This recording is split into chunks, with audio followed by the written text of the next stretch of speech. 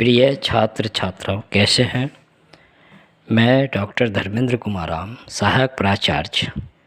इतिहास, लक्ष्मी नारायण रामेश्वर संस्कृत महाविद्यालय, जयदेव पट्टी,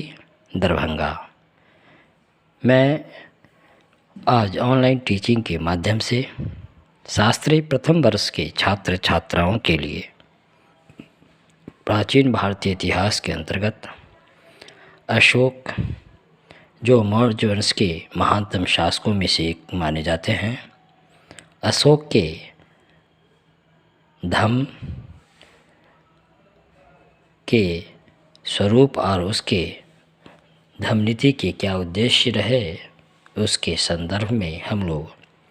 चर्चा करेंगे। बच्चों, सर्वप्रथम हम लोग अशोक के धम्म नीति के स्वरूप के संदर्भ में हम लोग चर्चा करेंगे। मौर्यकालीन भारतीय इतिहास में अशोक से जुड़ी नीतियों में अशोक द्वारा प्रतिपादित विभिन्न नीतियों में सर्वाधिक ऐतिहासिक नीति उसकी धम्म नीति थी, जो तत्कालीन इतिहासकारों व विद्वानों के बीच अशोक के धम्म को लेकर निरंतर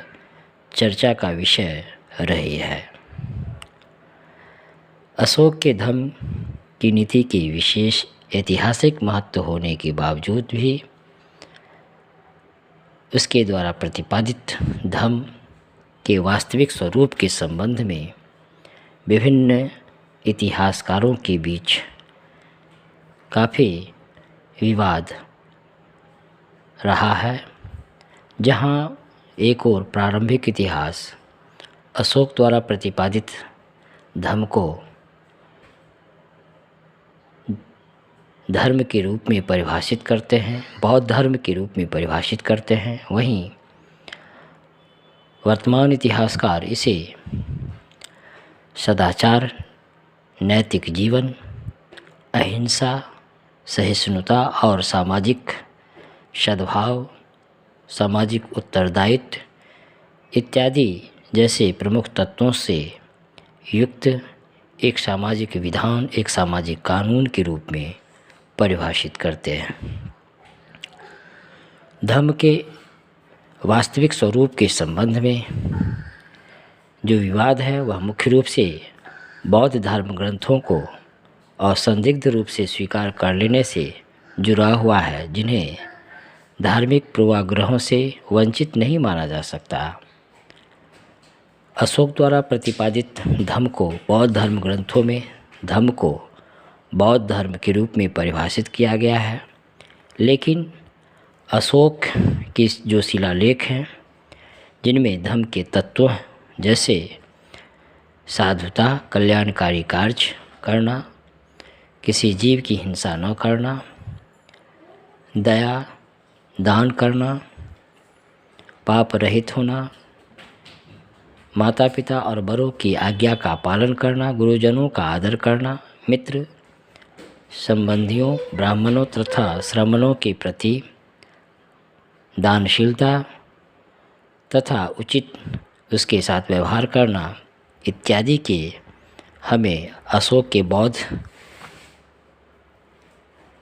के धम्म के अंतर्गत हमें इसका उल्लेख मिलता है।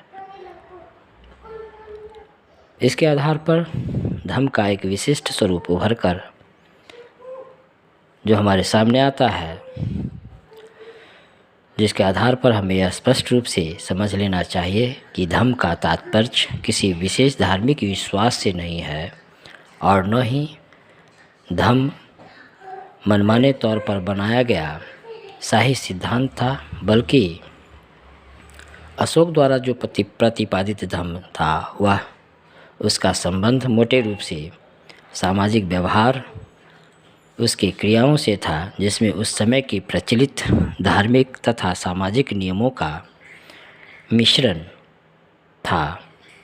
निसंदेह इसमें कोई संदेह नहीं है कि अशोक व्यक्तिगत रूप से बौद्ध धर्म का अनुयायी था, लेकिन हमें अशोक के व्यक्तिगत धर्म और अभिलेखों में दिए हुए धम्म में स्पष्ट रूप से भेद रखना चाहिए। अशोक बौद्ध था और त्रिरत्नों में विश्वास करता था, लेकिन जिस धम्म के उपदेश का उसने आम लोगों में प्रचार किया वह आम जनता का, सर्वसाधारण का ही धम्म था। तो बच्चों, आज हम लोग अशोक द्वारा प्रतिपादित धम्म नीति के उसके स्वरूप के संदर्भ में हम लोग चर्चा की। अगले क्लास में हम लोग अशोक द्वारा प्रतिपादित धम्म नीति का उद्देश्य, जिसके अंतर्गत राजनीतिक, सामाजिक व धार्मिक उद्देश्य की चर्चा हम लोग करेंगे। धन्यवाद।